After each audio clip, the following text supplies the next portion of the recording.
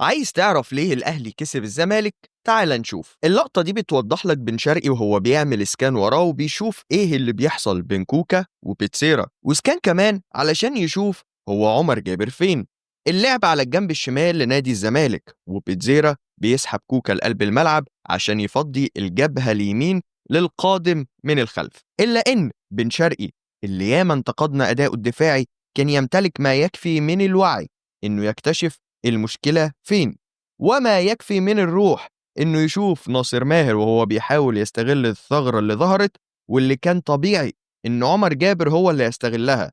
ومش بس كده، ده يرجع ويطلع الكورة قبل ناصر ماهر ولا كأنه قلب دفاع. على الناحية التانية تعال نشوف هدف الأهلي الأول. وبرغم إن الزمالك واقف ب10 لعيبة تحت الكورة، ولكن هنلاحظ إن مفيش شراسة ولا ضغط على حامل الكورة. ومش بس كده، شوف بن شرقي والشحات وهم واقفين وسط التكتل الدفاعي بدون رقابة، والكورة لما بتوصل للشحات بيكمل منظر العشوائية. محدش عارف مين اللي المفروض يطلع يقابل حسين الشحات، وأخيرا يستقروا على إن بنتايك اللي هيقابل.